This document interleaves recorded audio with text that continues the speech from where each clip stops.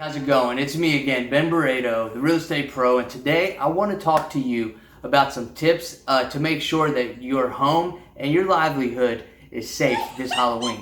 So this is my top 10 list of safety tips for fun and safe Halloween. So let's get started.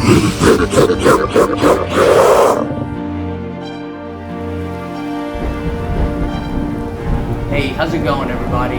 It's me again, Ben Barredo, the real estate pro with Keller Williams Realty, and today I want to talk to you about some things that you can do to make your Halloween night safe this year. So this is my top 10 safety tips for Halloween.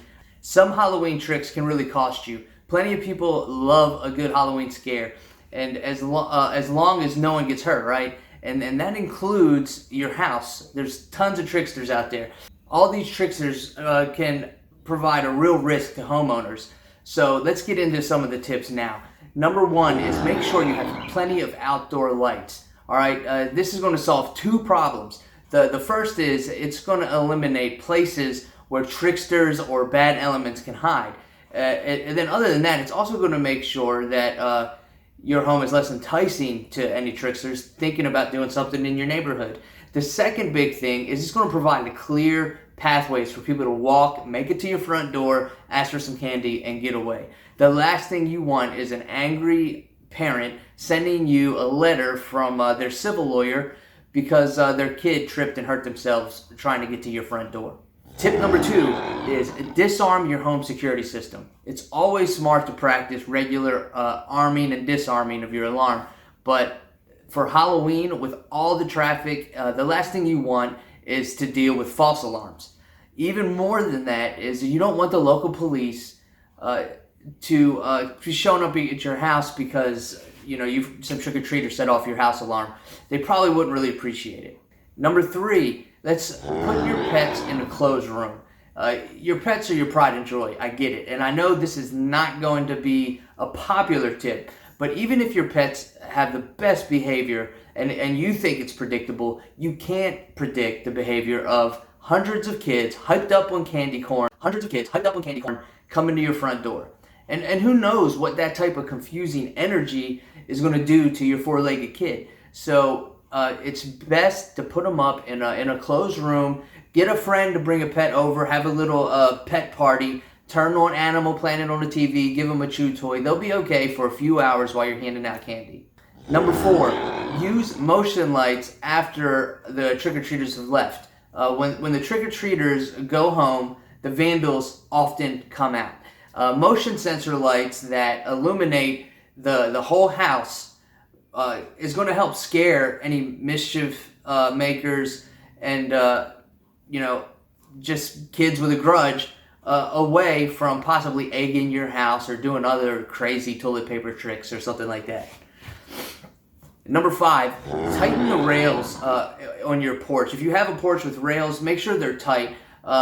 Fixing wobbly and broken porch railings is a trick-or-treat safety must, as they can cause severe injuries if anyone leans on them a little too hard. Hire a contractor if necessary or a handyman to come over and just make sure all the railings are tight on your porch. Number six, sweep the walkways and the driveway. Fall means cooler weather, and cooler weather means extra leaves on the ground. Prevent even more scraped knees and elbows and other accidents by sweeping the walkway of any leaves, dirt, and branches. Okay, it can be dark out there, and no matter how much lighting you have, some people just are in a hurry. So clear your walk, your steps, the stoop of any obstructions like potted plants and even jack-o'-lanterns. Move them where no one can accidentally stumble over them. Tip number seven is clear the curb. It's the most important trick-or-treat safety tip, right? Here's a scary statistic. 4 times as many child pedestrians are killed on Halloween night than a normal night. Of all the trick-or-treat safety guidelines, this one could be the most important. Reduce the risk of little pedestrians by clearing parked cars from the curb for better visibility and placing a reflective watch for children sign at the edge of the road in your neighborhood. On busy streets, consider having adults take turns maintaining safety in the street with a flashlight and a reflective vest and have them help direct traffic. Nobody wants to lose a kid on Halloween. Nobody wants to lose a kid ever. Tip number 8 is park your car in the garage, okay? Avoid the dents, the scratches, the eggs, the flour. Remember, it's trick-or-treating. Some kids don't give you a choice, so don't give them a choice. Number 9, watch your front door, okay? Stay close to the front door. Keep your eye on the front door. It's probably a good idea to lock the storm door, or if you don't have a storm door, just lock the door between visitors. Most people are good-hearted, and some people, they just, take an invitation for candy as an invitation to come inside. I've actually had people walk into my house before on Halloween, and this was before I started putting my dogs up. So imagine a mother's face when an 80-pound, red-nosed pit bull comes galloping across the room toward their only child who's dressed up like a doggy snack. All right, it's not a fun time. And finally, number 10, and an obvious one, but remember, at the end of the night, to secure your alarm again. Arm it, okay? The night's over, you've ate a bunch of candy, you might have had a few drinks, you've had all this fun with the kids, your blood's hot, your partner looks super sexy in that Tweedledee outfit. All you want to do is get upstairs and play some Dracula Gone Wild, right?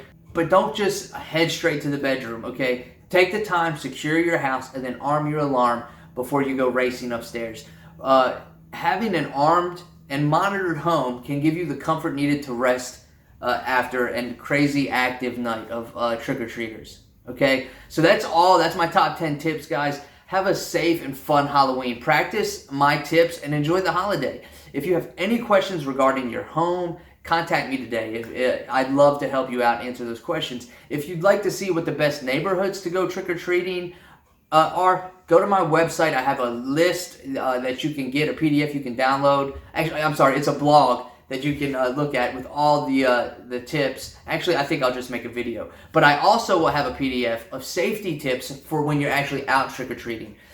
If you're ready to move into any neighborhoods that are on that list, or you're curious to learn more about the market, you can give me a call at any time. I'm here to help you out, all right?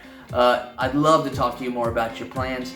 Also, fill out a form on the website, create a free account, and search all the homes you want. And you'll also be joining my monthly video newsletter, where I send videos like this out twice a month to my email list with great tips and stuff about owning a home and about living in Knoxville. All right, that's it, guys. Thanks so much for watching. Remember to like and subscribe. Share this video with anyone you know that's going out trick-or-treating this year or is going to have some trick-or-treaters. And I really enjoyed this. Be ready for a bunch more Halloween videos. It's my favorite time of year.